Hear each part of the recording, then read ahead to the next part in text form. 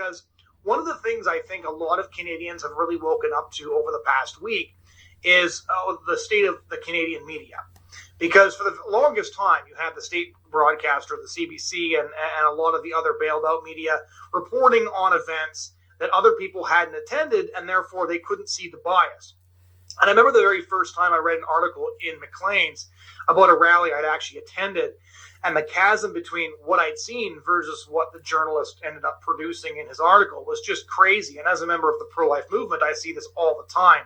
But now with the convoy, because the convoy went all the way across the country, because people saw the cheering, kids and families and people on the overpasses and alongside the highways, when they finally got there and you had people portraying them as, what was the Flu Trucks clan or something like that was trending on Twitter, the demonization didn't add up with what they'd seen themselves, right? And the media was basically, challenging the Canadian people. Who are you going to believe, us or your lying eyes?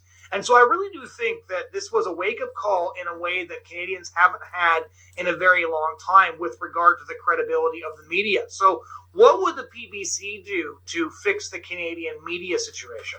First of all, you're right, but you must take some credibility. Alternative media, independent media like you, help to destroy the credibility of the CBC and the mainstream media.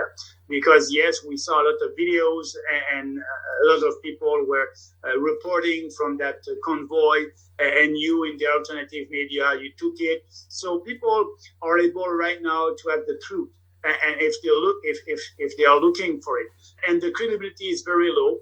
Actually, when I said that we must defund the CBC 3 years ago, it was not that popular, but I knew it was the best thing to do. And now I can tell you that I believe that the Conservative will run on that idea at the next election, because now it's popular because people understand the CBC is helping us by discrediting everything that is not woke.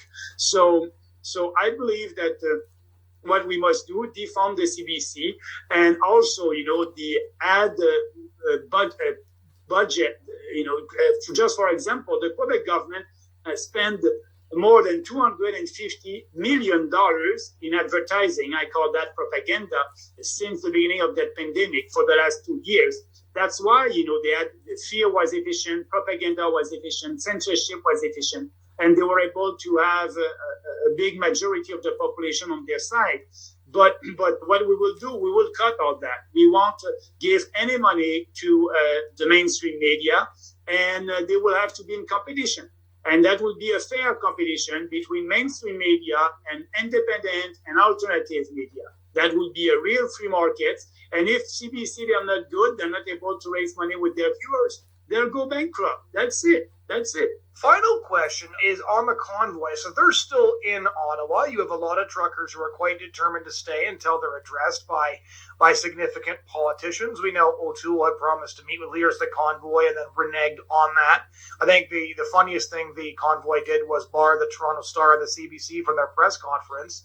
So now that with the big celebratory historic weekend that you attended is over and the truckers are still there, a lot of people have flown home, but there's a bunch of diehards still there on Parliament Hill. How do you think this thing goes from here? I believe, I've been told today that some trucks cannot enter the downtown Ottawa. So somebody told me that some trucks are leaving to go to Quebec City for this weekend. So, or another city like Toronto.